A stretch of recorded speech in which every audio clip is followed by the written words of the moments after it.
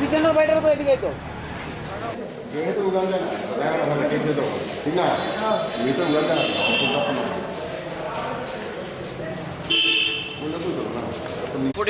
Passport অফিসে আসার যে মূল উদ্দেশ্য নিশ্চয়ই আপনারা জানেন, আমাদের রাজ্যে মধ্যশিক্ষা পর্ষদের আন্ডারে এই রাজ্যের যারা মাদ্রাসার যারা ছাত্র তারা প্রতি বৎসরই আমাদের রাজ্যের মাধ্যমিক এবং উচ্চ মাধ্যমিকে তারা পরীক্ষা দেয়।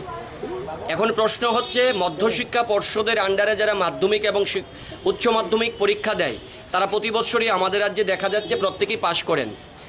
এখন আমরা দেখতে পাচ্ছি গত কয়েকদিন ধরে আমাদের রাজ্যে যারা মাধ্যমিকে এবং উচ্চ মাধ্যমিকে মাদ্রাসা থেকে যারা পাশ করেন তারা বিভিন্ন জায়গায় ইন্টারভিউ দিতে গেলে তাদেরকে হেনস্থা করা হয়, কখনোই তাদের এই সার্টিফিকেট তারা গ্রহণ করেন না এবং কোথাও আবার বলা হয় তাদের সার্টিফিকেট নাকি জাল।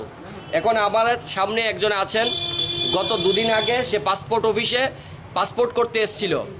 সে 2020 সালে মাধ্যমিক পাশ করে সোনামুড়ার দাউদারানী সিদ্দিকিয়া ফাজিল মাদ্রাসা থেকে এবং ভালো নাম্বার নিয়ে সে পাশ করে।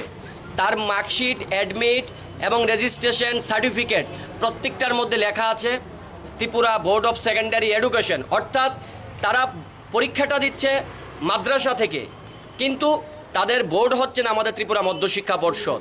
এখন যখন সে পাসপোর্টে ফটো তুলতে আসে, তার ভেরিফিকেশন করতে আসার পর এখানকার যারা আধিকারিক তার ফটো তুলবেন, তখন সে যখন ফর্ম ফিল আপ করেছিল পাসপোর্টের জন্য, সেখানে সে লিখেছিল যে আমি মাধ্যমিক পাস।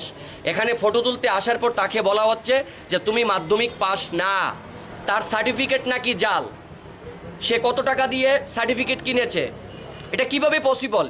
যাদের দায়িত্ব এখানে ফটো তোলার, তাদের যদি কোনো রকমের সন্দেহ হয় তাহলে সে তার অ্যাডমিট আছে, মার্কশিট আছে, তার সার্টিফিকেট আছে, তার রেজিস্ট্রেশন, সেখানে বোর্ডের নাম্বার দেওয়া থাকে, সেখানে তারা বোর্ডের সঙ্গে কন্ট্যাক্ট করতে পারতো আদৌ কি সে জাল সার্টিফিকেট নিয়ে এসেছে কিনা।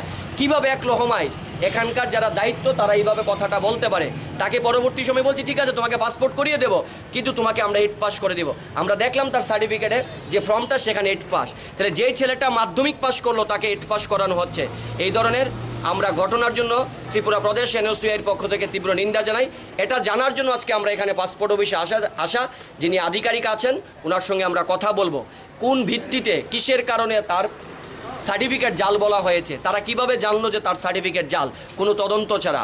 এর আগে আপনারা কিছুদিন আগে দেখেছেন বাদারঘাট স্টেডিয়ামে যেখানে আর্মির ইন্টারভিউ নেওয়া হচ্ছিল, সেখানে সেম এই মাদ্রাসার দুটি ছেলে তারা ইন্টারভিউ দিতে যায়, সেখানকার তার সার্টিফিকেট গ্রহণ করে নাই, ফেলে দিয়েছে।